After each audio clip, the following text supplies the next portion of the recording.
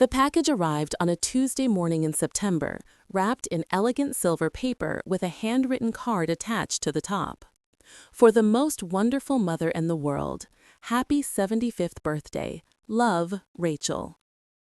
I stood in my kitchen holding that box, my reading glasses sliding down my nose, my coffee growing cold on the counter beside me. The package felt substantial, heavy with promise and the kind of expensive weight that only luxury goods carry. My daughter Rachel rarely sent gifts. In fact, Rachel rarely called. The last meaningful conversation we'd had was almost 3 years ago, and even that had been strained. My name is Catherine. I am 75 years old today. I live alone in a mid-sized colonial house in the suburbs of Philadelphia, a home that my late husband and I purchased 42 years ago when we were young and believed that houses lasted forever. But nothing lasts forever. My husband died 8 years ago. My career as a high school English teacher ended 15 years ago when I retired. My sense of purpose gradually disappeared somewhere in the 15 years since. What remained was routine: morning coffee, afternoon volunteer work at the library, evening dinner alone, sleep, repeat. When I opened the package, I discovered 6 bottles of 1998 Cristal champagne, each bottle worth approximately $300. The total value of the gift was nearly $2,000. I had never seen anything so expensive in my house before. My immediate reaction was confusion. Why would Rachel send such an expensive gift? My daughter had always been financially comfortable, married to a successful banker, living in a Manhattan penthouse, but she had also always been pragmatic, sometimes bordering on cold. Sentimental displays of affection had never been her style. There was a letter inside the box, written on her personal stationery. Dear Mother, I know we haven't been close for many years. I know that I haven't visited or called as often as I should, but I wanted to recognize the milestone of your 75th birthday with something special. I've been reflecting on our relationship, and I realize how much you've sacrificed over the years to support my life choices, even when you didn't agree with them. These are very rare champagnes. I thought you deserved something equally rare. I hope you'll enjoy them and think of me when you celebrate. With love, Rachel. I read the letter 3 times, and with each reading, my confusion grew. Rachel and I had always had a complicated relationship. She was driven, ambitious, and had little patience for what she called my conventional lifestyle.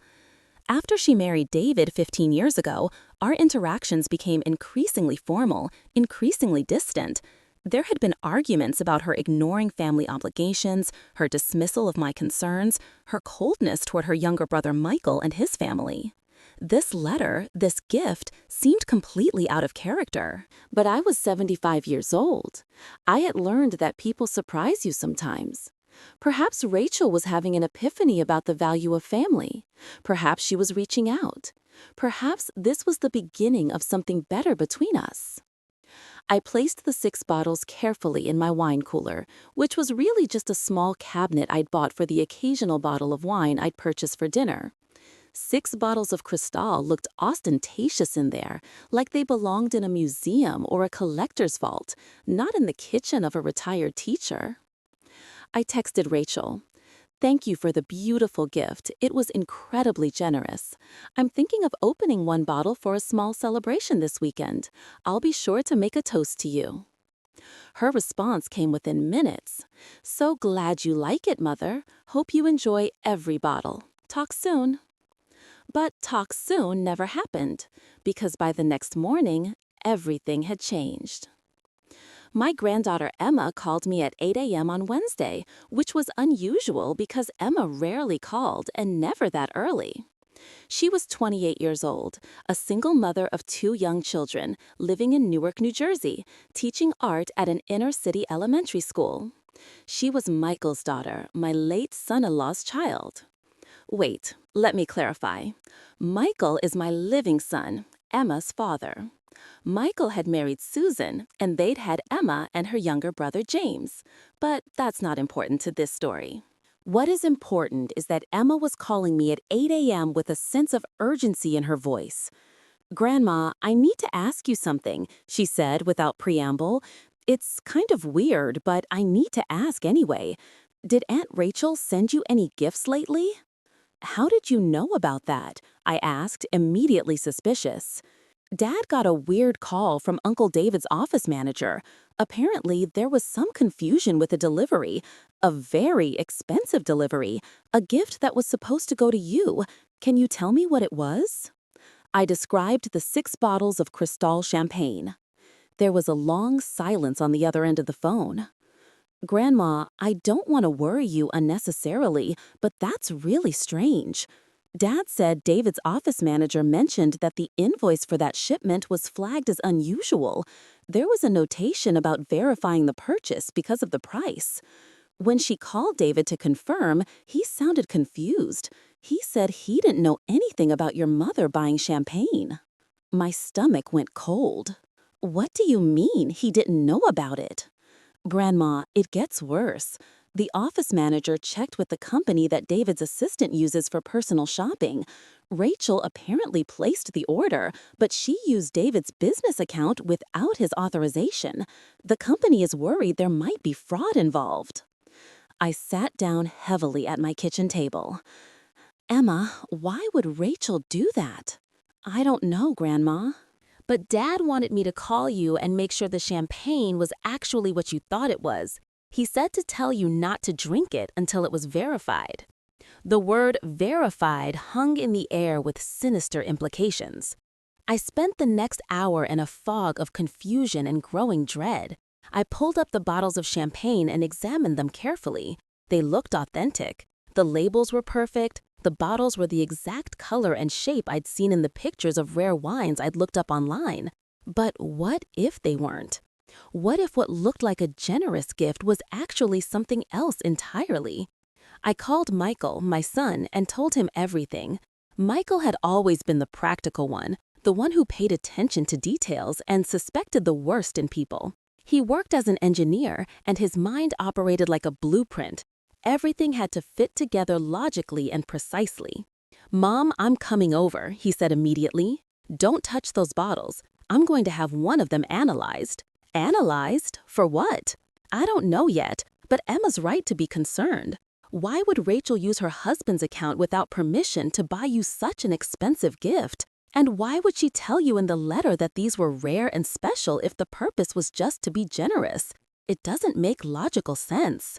When Michael arrived at my house 2 hours later, he looked like someone investigating a crime scene. He photographed each bottle, documented the box and packaging, and carefully sealed one of the bottles in a plastic bag. "I'm taking this to a lab tomorrow," he said. "A friend of mine does analysis work. We'll run a full toxicology panel." Toxicology? The word felt absurd even as I was saying it. "Michael, you think Rachel poisoned me? That's insane." "Is it?" Michael asked quietly. "Mom, I don't know Rachel anymore. She and David haven't been to a family event in 4 years. She's ignored every invitation to see the grandchildren. She didn't send flowers when Dad died. She didn't call on your birthday for the past 3 years.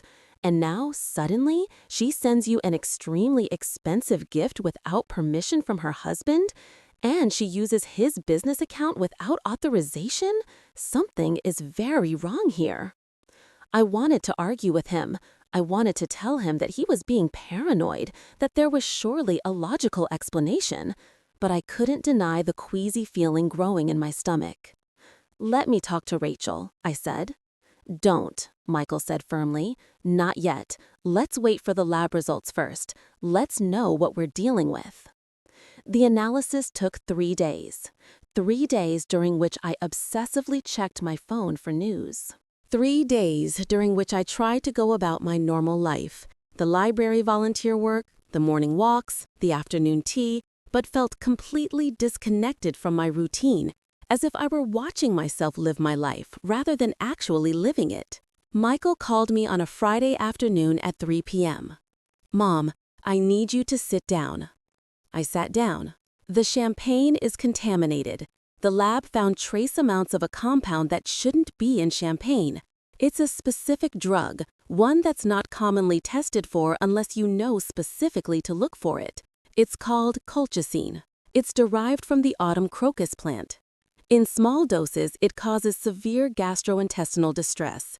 In larger doses, it's fatal. The words didn't make sense in my mind. Colchicine, autumn crocus. I knew those words individually, but together they created a sentence that couldn't possibly be true. "Are you telling me," I said slowly, "that Rachel tried to poison me?" "I'm telling you that there's a toxic substance in the champagne that was delivered to you under Rachel's name. Whether she put it there intentionally or whether she was somehow involved in contaminating it, I don't know yet. But Mom, you need to go to the police." Going to the police meant making a formal report. It meant admitting that my own daughter had tried to harm me. It meant the beginning of something that I didn't know how to control or contain. "Let me talk to Rachel first," I said. "No," Michael said. "We go to the police first, then we talk to Rachel. We need to establish a record of what happened before she has a chance to provide her version of events." The police were professional and thorough. I gave them a statement. I handed over the contaminated bottle and the letter from Rachel. I answered their questions with increasing incredulity, as if I were describing something that had happened to someone else. "Has your daughter shown signs of financial distress?" the detective asked. "Not that I know of. She's married to a successful banker. They live very well." "Has she shown signs of resentment toward you?" "She's been distant for many years, but I wouldn't describe it as resentment." "Do you have substantial assets, an inheritance that she might benefit from?" "I have this house. I have some savings. Nothing extraordinary. Certainly nothing worth killing your own mother for." The detective made notes. He said they would be conducting an investigation. He said they would likely want to speak with Rachel. He said I should consider not drinking anything or eating anything that came from an unknown source until this was resolved. As if my life wasn't already sufficiently surreal. I didn't call Rachel. I didn't want to give her any warning, any opportunity to prepare a story or to adjust whatever plan she had been executing. Instead, I waited for the police to contact her.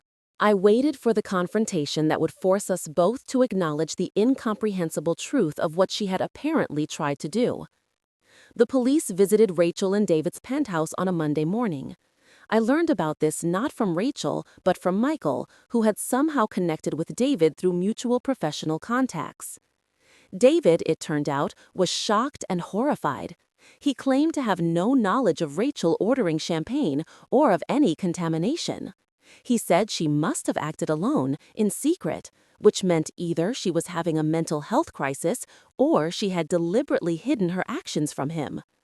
When I finally heard directly from Rachel, it was through her lawyer. She was not confessing, she was not apologizing. She was providing an alternative explanation that was so insidious that it took my breath away. The lawyer's letter explained that Rachel had indeed ordered the champagne, but that she had done so under extreme duress from her husband David. She claimed that David had been emotionally and psychologically abusive toward her for years. She claimed that he had forced her to participate in a scheme to access money from her family, specifically from me, by having me declared incompetent due to sudden health complications caused by the colchicine poisoning. With me declared incompetent, David planned to gain access to my assets and properties through his position as the spouse of my closest living relative. The letter stated that Rachel had been conflicted about participating in this plan, that she had been terrified of her husband, that she wanted to confess everything to the police, but was afraid of David's violent tendencies.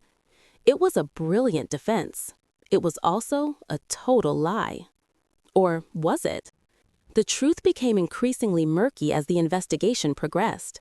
The police interviewed David extensively. They asked him about his financial situation, his debts, his motivations. David provided an entirely different narrative. He claimed that Rachel had a history of mental illness, of depression and personality disorders that had never been properly treated. He said she had become increasingly paranoid and hostile. He said she had been talking about harming me for months, accusing me of having poisoned her against him through my influence on Michael. David produced therapy records from years ago, records that were supposed to be confidential, in which Rachel had discussed feelings of anger toward her parents for what she perceived as emotional neglect during her childhood. He produced text messages between Rachel and him in which she discussed getting back at her family. But then Rachel's lawyer produced her own therapy records from a different therapist, more recent, in which she discussed David's controlling and abusive behavior, his isolation tactics, his financial manipulation. They filed counter-accusations against each other. David sued Rachel for defamation. Rachel sued David for domestic abuse.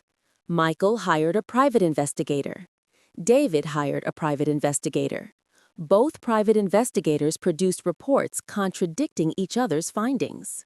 What had started as a straightforward case of attempted poisoning became a complex legal and personal nightmare that consumed months of my life. Throughout all of this, I was essentially left in limbo.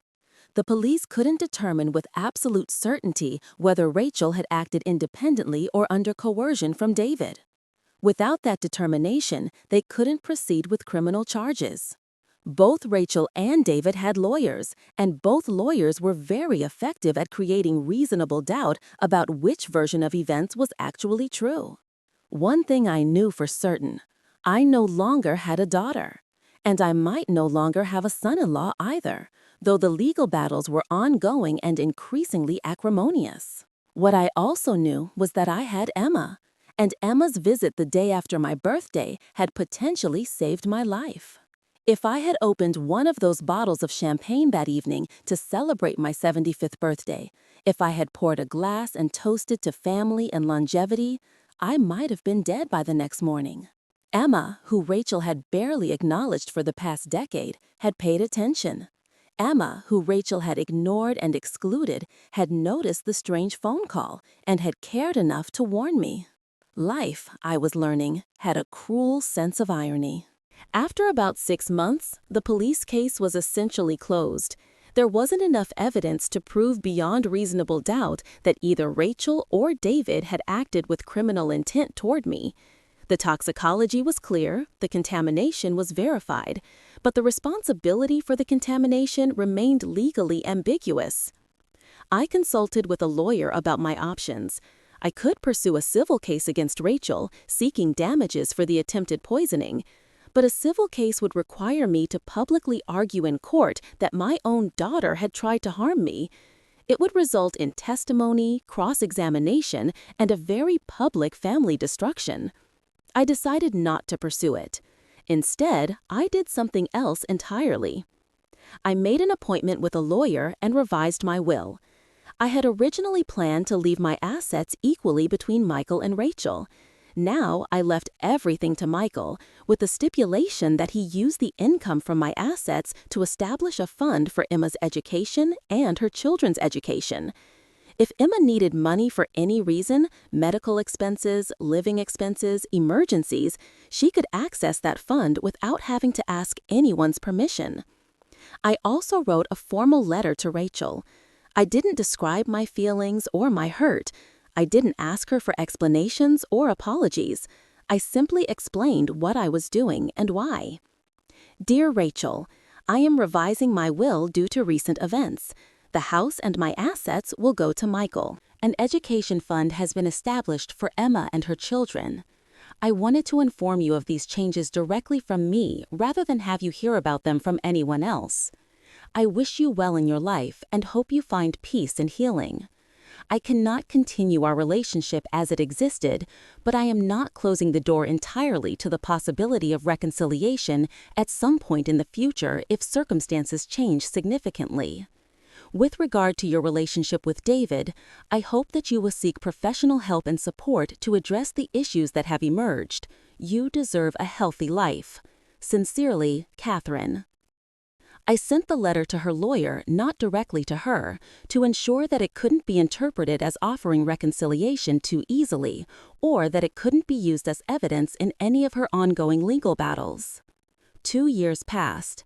Emma finished her master's degree in art therapy, paid for by the fund I had established. She started a private practice working with traumatized children and teenagers. Her financial struggles gradually eased. Her children thrived. Michael became increasingly involved in his niece and nephew's lives, helping with school decisions and summer camps and the general operations of Emma's household. I also changed my life. The attempted poisoning, as horrible as it was, had disrupted the stagnation that had been slowly suffocating me since my husband's death.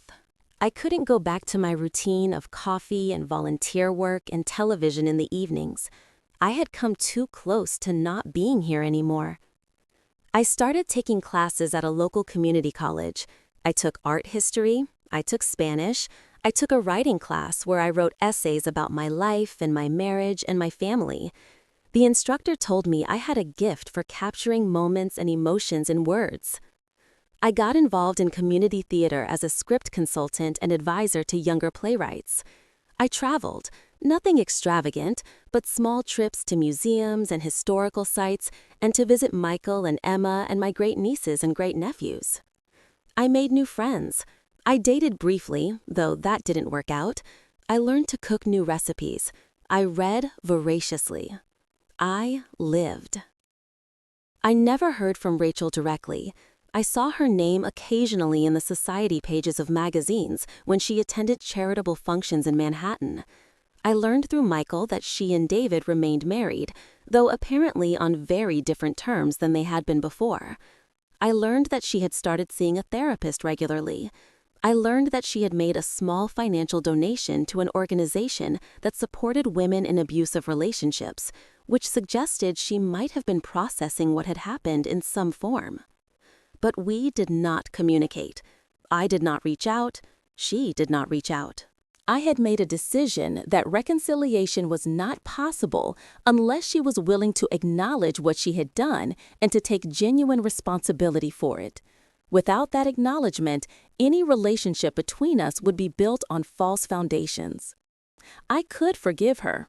I did eventually forgive her, in the sense that I no longer felt angry when I thought about her. But forgiveness did not equal reconciliation, and reconciliation would require her to do work that I could not see any evidence of her being willing to do. My 80th birthday came and went. Emma threw me a small party. Michael gave me a beautiful leather journal. I received cards from the women in my art history class. I did not receive a card from Rachel. On that birthday, I reflected on the fact that I was here, alive and healthy, because my granddaughter had paid attention to something that seemed odd. If Emma had not made that call, if I had opened that champagne bottle and toasted to family and longevity, I would likely be dead. Instead, I had received an unexpected gift of time, not the champagne, which had been a trap, but the years that followed, years in which I discovered that I was capable of more than I had ever allowed myself to believe. Years in which I built a life that was meaningful and full rather than empty and routine. Years in which I became the person I should have been all along.